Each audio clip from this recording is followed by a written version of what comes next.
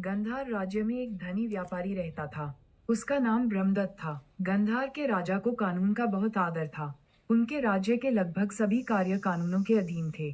उनमें से एक कानून ये था कि किसी और की पत्नी से विवाह करना अवैध था। जो कोई भी इस कानून का उल्लंघन करता, उसे कठोर सजा दी जाती और जेल भेजा जाता या मौत की सजा दी जाती। ब्रह्मदत्त का एक सुंदर बेटा था जिसका नाम गुरुदत्त था। गुरुदत्त कुंवारा था और एक सुंदर लड़की से शादी करना चाहता था। एक बार जब वह एक मंदिर गया तो उसने एक सुंदर महिला को देखा। वह उसे देखकर मोहित हो गया। कई दिन बीत जाने के बाद भी गुरुदत्त उसी महिला के बारे में सोचता रहा। एक दिन उसने अपने आदमियों से कहा कि वे पता लगाएं कि वह महिला कौन है और कहाँ रहती है। कुछ दिनों की खोज के बाद उसके आदमियों ने बताया कि उस महिला का नाम चंद्रसेना है और वह एक धनी जमींदार की बेटी है। गुरुदत्त ने चंद्रसेना के माता पिता को विवाह का प्रस्ताव भेजा, लेकिन उसके माता पिता ने प्रस्ताव को विनम्रता से अस्वीकार कर दिया और गुरुदत्त को सूचित किया कि चंद्रसेना पहले से ही जयकरण नामक एक युवक से सगाई कर चुकी है। ये सुनकर गुरुदत्त निराश हो गया और संसार छोड़ने का विचार करने लगा।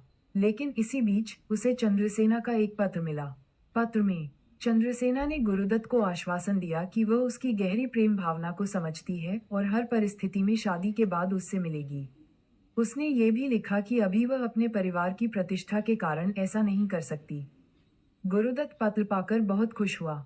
उसके बाद चंद्रसेना का विवाह जयकरण से हो गया। जब वह अपने पति के घर गई तो उसने जयकरण को सब कुछ सच सच बता दिया।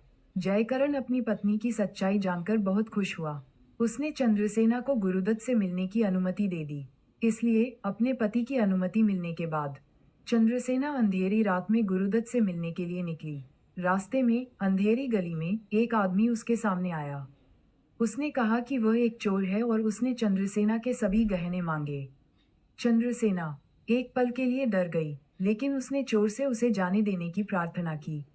उसने पूरी कहानी चोर को सुनाई और वादा किया कि वह गुरुदत्त के घर से लौटने के बाद अपने गहने उसे दे देगी। चोर ने शक से पूछा, मुझे कैसे यकीन हो कि तुम अपना वादा निभाओगी? चंद्रसेना ने कहा, मैं वादा करती हूँ। मैं एक प्रतिष्ठित परिवार से हूँ। चोर ने कहा, ठीक है, मैं तुम्हें जाने देता हूँ, लेकिन अपना वादा मत भूलना। चंद्रसेना गुरुदत्त के घर पहुंची। गुरुदत्त उसे देखकर हैरान रह गया। उसने गुस्से से पूछा, तुम यहाँ रात में क्यों आई हो? चंद्रसेना ने कहा, तुम्हारे गहरे प्रेम के कारण मैं तुम्हारी प्रशंसा करने आई हूँ। गुरुदत्त ने कहा, क्या तुम्हें पता है कि तुम विवाहित हो? इस राज्य में किसी और की पत्नी से विवाह करना अपराध है। यदि राजा को हमारे संबंध के बारे में पता चला तो वह हमें फांसी पर चढ़ा देगा। ये सुनकर चंद्रसेना दुखी हो गई और वापस लौटने लगी। रास्ते में जैसा कि उसने वादा किया था, वह चोर से मिली। चोर पहले से ही उसकी प्रतीक्षा कर रहा था। उसने चंद्रसेना के उदास चेहरे का कारण पूछा। चंद्रसेना ने उसे गुरुदत्त के घर में घटी सारी बातें बता दी। फिर चोर ने कहा, क्योंकि तुमने सच बोला है, मैं तुम्हारे गहने नहीं छीनूंगा। तुम अपने घर जा सकती हो। तुम्हें शुभकामनाएं घर लौटने पर। चंद्रसेना ने अपने पति जयकरण को सारी बात बता दी, लेकिन जयकरण को यह सुनकर गुस्सा आ गया। उसने कहा, अब मेरे पास तुम्हारे लिए कोई जगह नहीं है। जहां जाना चाहो जाओ,